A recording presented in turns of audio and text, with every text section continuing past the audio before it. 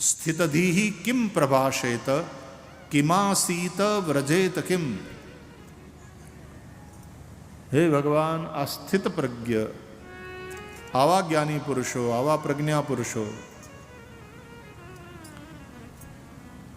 એની વાણી કેવી હોય? સ્થિત પ્રજ્ઞસ્ય કા ભાષા. આવો જે સ્થિત પ્રજ્ઞ છે, આવો જે સમાધિસ્થ અનુભવી પુરુષ છે, સ્થિતધિ કિમ પ્રભાષેત, એ કેવી રીતે બોલે? એની વાણી કેવી હોય? એની બોલચાલ કેવી? કિમાસીત, કેવી રીતે બેહે, એ કેવી રીતે ચાલે, મતલબ એનો વ્યવહાર કેવો હોય? કારણ કે આવા બધા જે સંત મહાપુરુષો હોય, એ જે રીતે બોલે છે, જે રીતે બેસે છે, એ જે ખાય છે, એ જે રીતનું વર્તન કરે છે, બીજા લોકો એની પાસેથી શીખે. સ યત પ્રમાણમ કુરુતે લોકસ તદનુ વર્તતે. એટલે આખી આ વાત પૂછી અર્જુનજીએ, અને ભગવાન શ્રી કૃષ્ણે સ્થિત પ્રજ્ઞના લક્ષણ ભગવદ્ ગીતાના 2 અધ્યાયના અંતે બતાવ્યા છે. વાંચજો વાલા, તમને જેવું આવડે એવું. ગુજરાતીમાં એ ગીતા મળે છે, રોજ એક અધ્યાય ઘણા વાંચે છે, ઘણા રામાયણનું પઠન કરે છે રોજ. પોતાના સદગુરુ પાસેથી મળેલો મંત્ર એ 3 માળા રોજ નિયમપૂર્વક જપે છે. અને સાધુ સંતો હોય એનું તો ભજન જ એનું તો જીવન જ ભજન માટે છે અને સેવા માટે છે. આપણી જગ્યામાં રામ ને રોટી મળે અને રામનું ભજન. સંત દેવીદાસ કેવી સેવા કરી એમણે, કોઢિયાઓની સેવા, પોતાનું ભજન. અને ત્યારે અમરમાં એનાથી પ્રભાવિત અને પ્રકાશિત થાય ને.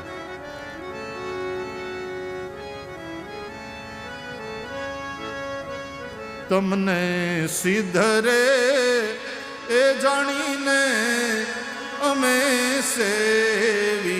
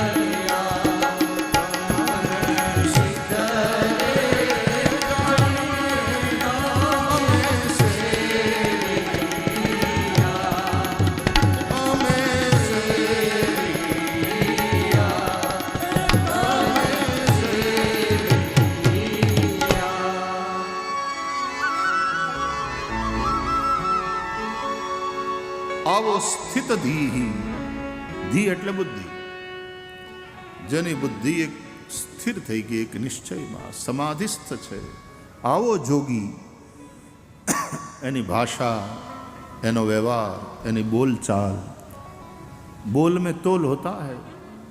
આપણે કેવી વાણી બોલીએ છીએ, આપણે કયા પ્રકારે પ્રેઝન્ટેશન કરીએ છીએ, પ્રસ્તુતિ, આપણી કઈ રીતે સ્તુતિ. સ્તુતિમાંય દોષ હોય છે. જેની સ્તુતિ કરીએ એની સ્તુતિ કરતાં કરતાં બીજાની નિંદા ને બીજાને હેઠે દેખાડવાના પ્રયાસમાં ચડી જઈએ એને સ્તુતિ દોષ કહેવાય. એ નિંદાયુક્ત સ્તુતિ છે, એ સ્તુતિ દોષ છે. સ્તવન. શુકમ નત્વા વદન સર્વે સ્વકાર્ય કુશલાસુરા. દેવતાઓ છે, આખર સજ્જન છે, એનો વ્યવહાર સજ્જનને શોભે એવો. ભૂલ તો દેવતાઓથી થાય અને એની કથાઓ છે પુરાણોમાં. ભૂલ ડાયા માણસોથી થાય. સુખદેવજીને વંદન કરીને દેવતાઓ બોલ્યા કે મહારાજ, રાજા પરીક્ષિતને શાપ થયો છે, 7મે દાડે તક્ષકના દંશથી એનું મૃત્યુ છે. અમે એના માટે અમૃત લઈને આવ્યા છીએ. આ અમૃત પીવડાવી દો રાજા પરીક્ષિતને, એ અમર થઈ જશે. અને બદલામાં એમને એમ નથી આવ્યા દેવા માટે, કંઈક સ્વાર્થ છે કે બદલામાં જે કથામૃત તમે રાજા પરીક્ષિતને પીવડાવવાના છો એ કથામૃતના પાન અમને કરાવો. ત્યારે સુખદેવજી દેવતાઓનો જાણે ઉપહાસ કરતા હોય એમ હસીને બોલ્યા, ક્વ સુધા ક્વ કથા લોકે ક્વ કાચ ક્વ મણિર્મહાન. ક્યાં અમૃત અને ક્યાં કથામૃત દેવતાઓ, ક્યાં કાચનો ટુકડો અને ક્યાં મૂલ્યવાન મણિ, એની અદલા બદલી ન થાય. તમારું અમૃત જેના હાથમાં આવે એ બધા પી શકે, પણ આ કથામૃત પીવા માટે તો યોગ્યતા જોઈએ, પાત્રતા જોઈએ. કુપાત્રની આગળ વસ્તુ ન વાવીએ, પાનબાઈ સમજીને રહીએ ચૂપ. ઇદંતે ના તપસ્કાય ના ભક્તાય કદાચન. તો દેવતાઓને અનઅધિકારી સમજી અને સુખદેવજીએ આ કથામૃત ન આપ્યું. અને એ કથામૃત કોને આપ્યું?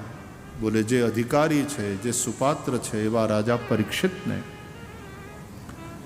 કથા સંભળાવી 7 દિવસના શ્રીમદ ભાગવતના શ્રવણથી રાજા પરીક્ષિતને મુક્તિની પ્રાપ્તિ થઈ. આ સાંભળીને બ્રહ્માજીને બહુ નવાઈ લાગી. મોક્ષની પ્રાપ્તિના જેટલા સાધનો હતા એ બધાની તુલના કરી બ્રહ્માજીએ. શ્રીમદ ભાગવત સૌથી શ્રેષ્ઠ સાબિત થયું, જે શ્રવણ માત્રથી જીવને મુક્ત કરે છે. શ્રવણગત મુક્ત્યુક્તિ કથને. દેવર્ષિ નારદ છે ને, એણે આ કથાનો મહિમા સનતકુમારોના મુખે સાંભળેલો. એકવાર નારદજી ફરતા ફરતા, કારણ કે નારદજી ફરતા રામ, રમતા રામ છે, એક જગ્યાએ સ્થિર ન રહે, ફરતા રહે. એ આવ્યા પૃથ્વી ઉપર અને પૃથ્વી ઉપર જોયું કે કળિયુગનો પ્રભાવ એટલો જામ્યો છે કે સત્યમ નાસ્તિ તપઃ શૌચમ દયા દાનમ ન વિદ્યતે ઉદરમ ભરિણો જીવા વરાકા કૂટ ભાષિણ. ક્યાંય સત્ય નથી, ક્યાંય તપ નથી, ક્યાંય દયા નહીં, ક્યાંય દાન નહીં. લોકો આળસુ થઈ ગયા, ખાવધરા થઈ ગયા, કડવું બોલનારા, વાતે વાતે લડનારા, વાતે વાતે વાંધો પાડનારા. મનની ઉદારતા જ જાણે જતી રહી. કલીમાં કલહ પ્રધાન છે. કલીમાં કલહ, કલહ ઝઘડો, વાત વાતમાં વાંધા પડે, કલહ. ઘર ઘરમાં તે કલહ, ભાઈ ભાઈમાં કલહ, બાપ દીકરાને કલહ, પતિ પત્નીને કલહ, પાડોશી સાથે કલહ, ગામમાં એકબીજાને હારે વાંધા, કલહ કલહ કલહ. કલિયુગ કલહ પ્રધાન છે. એટલે એવા કલિયુગમાં કૃષ્ણ એવ ગતિર્મમ. ભગવાન શ્રી કૃષ્ણ દ્વારકાનાથના ચરણ પકડીને બેઠા રહો. એ જ આપણું શરણું છે. દેવર્ષિ નારદે ફરતા ફરતા વ્રજમાં જમનાજીને કાંઠે ગયા ને તો ત્યાં એક દ્રશ્ય જોયું, એનાથી વધારે દુઃખી થયા. કારણ કે ભક્તિ દેવી રોતા હતા. એના બંને દીકરા જ્ઞાન અને વૈરાગ્ય હાવ વૃદ્ધ, અશક્ત, જર્જર કાયા અને હુતેલા પડ્યા હતા. ભક્તિને દુઃખી જોઈ દેવર્ષિ નારદ ભક્તિના દુઃખને દૂર કરવા માટે પ્રતિજ્ઞા કરે છે. જ્ઞાન અને વૈરાગ્ય ભક્તિના બંને દીકરાને જગાડવા માટે વેદ વેદાંત ઘોષૈશ્ચ ગીતા પાઠૈર મુહુર્મુહુ વારંવાર વેદ ઘોષ કર્યા, ઉપનિષદોની વાતો અને ગીતાને પ્રવચન કર્યા. જ્ઞાન વૈરાગ્ય થોડીક વાર જાગ્યા, આંખ્યું ખોલી ન ખોલી ત્યાં વળી પાછા બગાસા ખાતા ખાતા આળહ મરડી સૂઈ ગયા. એ જાગૃતિ લાંબી ટકી નહીં. દેવર્ષિ નારદે પ્રતિજ્ઞા કરી, ભક્તિ દેવી તું રડ નહીં, શ્રી કૃષ્ણનું ચિંતન કર, ભગવાનનું ભજન કર, વિશ્વાસ રાખજે, તારા બંને દીકરાને જગાડીશ અને તારા બંને દીકરા સાથે હે ભક્તિ મહારાણી ગામે ગામ, ઘરે ઘરે અને જને જને તારું સ્થાપન કરીશ. જો આટલું હું ન કરું તો હું ભગવાનનો ભગત નહીં, હું હરિનો દાસ નહીં. ભગવાનના ભક્તને શોભે એવી પ્રતિજ્ઞા દેવર્ષિ નારદે કરી. આકાશમાં આકાશવાણી થઈ કે તમારું આ કામ સફળ થશે, એના માટે તમે સત્કર્મ કરો. સત્કર્મ શું તે સંતો તમને સમજાવશે. દેવર્ષિ નારદે અનેક સંતોને પૂછ્યું અને પછી બદ્રિકાશ્રમમાં આવ્યા. ત્યાં સનતકુમારો મળ્યા. સનતકુમારોને જ્યારે પૂછ્યું ત્યારે સનતકુમારોએ કહ્યું, એ સત્કર્મ એટલે શ્રીમદ ભાગવત જ્ઞાન યજ્ઞ. સત્કર્મ સૂચકો નૂનમ જ્ઞાન યજ્ઞ સ્મૃતો બુધૈ. તમે શ્રીમદ ભાગવત જ્ઞાન યજ્ઞ કરાવો. દેવર્ષિ નારદે પ્રતિજ્ઞા કરી, જ્ઞાન યજ્ઞમ કરિષ્યામિ શુકશાસ્ત્ર કથોજ્વલમ ભક્તિ જ્ઞાન વિરાગાણામ સ્થાપનાર્થમ પ્રયત્નતઃ. આ ભાગવત જ્ઞાન યજ્ઞ શા માટે છે? બોલે જ્ઞાન ભક્તિ અને વૈરાગ્યની જન જનના મનમાં સ્થાપના કરવામાં. કુત્ર કાર્યો મયા યજ્ઞ સ્થલમ તદવાચ્યતામિહ કો વિધિસ્તત્ર કર્તવ્યો. મહારાજ આ કથા ક્યાં કરું, કઈ જગ્યાએ, કેટલા દિવસનું આયોજન હોવું જોઈએ, એમાં કઈ વિધિ વ્યવસ્થા કઈ રીતે કરવી પડે, આ બધું મને તમે સમજાવો. એટલે સનતકુમારોએ બધું જ સમજાવ્યું. દેવર્ષિ નારદને કહ્યું કે તમે ગંગાના કિનારે આનંદ તટ એટલે કે હરદ્વાર ત્યાં કરો કથા સપ્તશ્રોતમાં. દેવર્ષિ નારદ જે ભક્તિ માર્ગના આચાર્ય છે એણે આયોજન કર્યું ભાગવત જ્ઞાન યજ્ઞનું. સનતકુમારને વક્તાના પદે રાખ્યા વ્યાસપીઠ ઉપર અને બધે ઠેકાણે જેમ રામ બાપુએ કંકોત્રી મોકલી એમ બધે મોકલ્યા વાયક કે પધારજો, આ ઉત્સવ છે. અને અનેક સાધુ સંતો ઋષિ મુનિઓ આવ્યા. ગૃહસ્થ ઋષિઓ પોતાના પરિવારજનો સાથે, વિરક્ત સંતો પોતાના શિષ્યોને સાથે લઈને બહુ મોટી સભા ત્યાં ભેગી થઈ અને એમાં સનતકુમારોએ ભાગવતી કથાનો મહિમા ગાયો. સદા સેવ્યા શ્રીમદ ભાગવતી કથા યસ્યાહ શ્રવણ માત્રેણ હરિશ્ચિત્તમ સમાશ્રયે.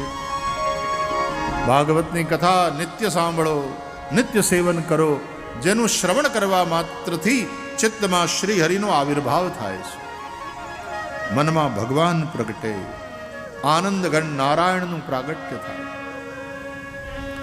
ગંગા, ગયા, કાશી, ગોદાવરી બધા તીર્થો લાંબા કાળે પવિત્ર કરે છે.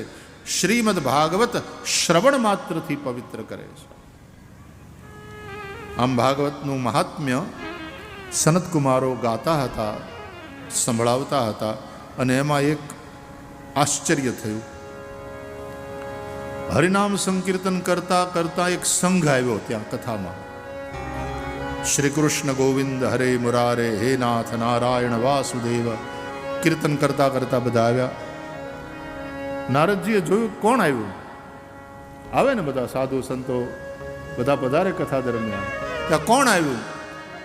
નારદજી આમ નેજવું કરીને જોયું તો નવાઈ લાગી કે જે જ્ઞાન વૈરાગ્ય જમનાજીને કાંઠે વૃદ્ધ અને સૂતેલા અશક્ત પડેલા, કથા અહીંયા ગંગાને કાંઠે ચાલુ થઈ અને જ્ઞાન વૈરાગ્ય ત્યાં જમનાજીને કાંઠે જાગ્યા એટલું નહીં, એનો બુઢાપો દૂર જતો રહ્યો અને બંને કિશોર વયના થઈ ગયા, ટીનેજર્સ. અને એ બંને બાળકોને લઈ અને ભક્તિ દેવી નાચતા નાચતા, જે ત્યાં રડતા હતા એ નાચતા અને હરિનામ સંકીર્તન કરતા પધાર્યા. બધા તીર્થો એમની સાથે ટોળે વળીને આવ્યા, કારણ કે ભગવાનની જ્યાં કથા ચાલતી હોય તત્રૈવ ગંગા યમુના ત્રિવેણી સરસ્વતી, બધી જ નદીઓ બધા જ તીર્થો ત્યાં જ વસે છે જ્યાં ભગવાનની કથા થઈ રહી હોય. એટલે અત્યારે આપણે બાવળિયાળીમાં બધાય તીર્થો અહીંયા ભેગા થયા છે ભગવાનની મંગલમય કથા. એટલે હમણાં ક્યાંય બહાર જાત્રા કરવા જવાની જરૂર નહીં. સૌથી મોટું તીર્થ, બધા તીર્થોનું તીર્થ એટલે આ ભગવાનની કથા ચાલી રહી હોય એ સ્થાન. ભક્તિ દેવીનું સ્વાગત કર્યું અને પૂછ્યું ભક્તિ દેવીએ કે ક્યાં બેસું? તો કે આ જેટલા કથા સાંભળવા બેઠા ને એ બધાના મનમાં બેસો. એટલે ભક્તિ મહારાણી જ્ઞાન વૈરાગ્ય સાથે સૌના મનમાં, સૌના હૈયામાં વિરાજિત થયા. સનત કુમારોએ ભાગવતી કથાનો મહિમા ગાયો અને કોઈ કાયિક વાચિક માનસિક મહાપાપ કરનારો મહાપાપી કેમ ન હોય? શ્રીમદ ભાગવતના શ્રવણથી એ બધા જ પાપોથી મુક્ત થાય છે અને માત્ર પાપોથી મુક્ત નથી થતો, એ ભગવાનના ધામમાં જાય છે, શ્રી કૃષ્ણ લોકની પ્રાપ્તિ કરે છે. અને આ વાત સમજાવવા માટે એક ઇતિહાસ બનેલી ઘટના એમણે કહી.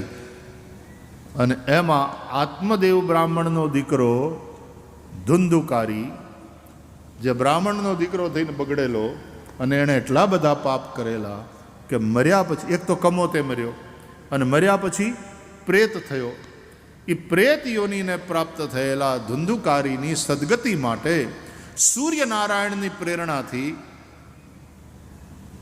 ધુંધુકારીના જ ભાઈ ગોકર્ણ, જે પંડિત હતા, જ્ઞાની હતા, એમણે ભાગવત કથા કરી.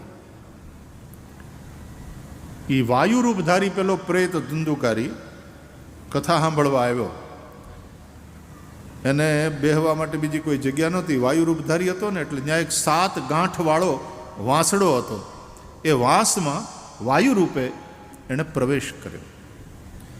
કથા ચાલતી રહી. એક દિવસની કથા પૂરી થઈ, વાંસની એક ગાંઠ તૂટી, બીજા દિવસે બીજી ગાંઠ, ત્રીજા દિવસે ત્રીજી ગાંઠ, એમ 7 દિવસની કથા પૂરી થતાં 7 ગાંઠ તૂટી, વાંસ ફાટ્યો, અંદરથી દિવ્ય દેહધારી ધુંધુકારી બહાર આવ્યો અને એણે શ્રીમદ ભાગવતને પ્રણામ કર્યા. બોલીએ ભાગવત ભગવાન કી જય. ધન્યા ભાગવતી વાર્તા પ્રેત પીડા વિનાશિની, સપ્તાહોપી તથા ધન્ય કૃષ્ણલોક ફલપ્રદ. શ્રીમદ ભાગવતની આ કથા ધન્ય છે, જે પ્રેત પીડાનો નાશ કરનાર અને શ્રી કૃષ્ણ લોકની પ્રાપ્તિ કરાવનાર છે. ભગવાનનું વિમાન આવ્યું અને ધુંધુકારીને લઈ ગયું, પણ ખાલી ધુંધુકારીને લઈ ગયું, બીજા બધાને નહીં. એટલે ગોકર્ણ મહારાજે કહ્યું વ્યાસપીઠથી, ઉભા રહો, કથા બધાએ સાંભળી, તમે આ એકને માટે કેમ વિમાન લાવ્યા? એટલે ભગવાનના પાર્ષદોએ કહ્યું બધાએ સાંભળી એ વાત બરાબર, પણ આણે જેવી સાંભળી એવી બધાએ નથી સાંભળી. આણે તો મુમુક્ષુ બનીને સાંભળી છે, આણે નિરાહાર રહીને સાંભળી છે, આણે એક ચિત્તે સાંભળી છે. સાંભળ્યા પછી કથાનું મનન કરવું જોઈએ, એનું ચિંતન કરવું જોઈએ. કથા મનમાં રહેવી જોઈએ. અહીંથી ઊભા થઈ એટલે ખંખેરીને જતા રહી એમ નહીં. આજે કથામાં શું કહેવાયું હતું? 2-4 જણા આવ્યા હોય ને કથા સાંભળવા, તો પ્રસાદ લઈને પછી ઘેર જતા એની વાત થવી જોઈએ કે આજે કથામાં આ ચર્ચા થઈ, આ વાત સમજાણી, અમુક વસ્તુમાં સમજણ ન પડી, તો પાછા બીજા દિવસે આવો ત્યારે કદાચ પાછા તાળા ખુલી જાય. કથા પૂરી સાંભળવાની, સાંભળ્યા પછી એનું મનન કરવાનું, અને પછી જે વાત બુદ્ધિમાં બેઠી હોય તો એનું નિધિધ્યાસન, જીવનમાં એને ઉતારવાનો પ્રયાસ કરવાનો. પછી ગોકર્ણ મહારાજે બધાને સમજાવ્યું ભાઈ આપણે બધા આ રીતે કથા સાંભળવાની છે. એક વાર બીજી વાર ગોકર્ણ મહારાજે કથા કરી અને બધાએ એ રીતે નિયમપૂર્વક સાંભળી. તો શું થયું ખબર? ભગવાનનું વિમાન આવવાને બદલે ભગવાન પોતે આવ્યા અને ત્યાં કથામાં પ્રગટ થઈ ગયા. બોલીએ પુરાણ પુરુષોત્તમ ભગવાન કી જય. એ કથામાં મોટા મોટા સાધુ સંતો ઋષિમુનિઓ અરે દેવતાઓ આવેલા અને બધાએ છેલ્લે સંકીર્તન કર્યું અને સંકીર્તનથી ભગવાન ત્યાં પ્રગટ થયા. અને પછી ભગવાન જેટલા હતા ને બધાય ભગવાનના પાર્ષદો જેવા થઈ ગયા. સરસ મજાના વસ્ત્ર, સરસ મજાના અલંકાર, દરેકના ગળામાં સુંદર માળા અને સૌ પ્રભુના પાર્ષદો બની અને ભગવાનના ધામમાં પહોંચ્યા. બોલીએ ભાગવત ભગવાન કી જય. આવો જેનો મહિમા છે એ ભાગવત, એની વિધિ સમજાવી અને આપણે ભાગવતમાં પ્રવેશ કરીએ.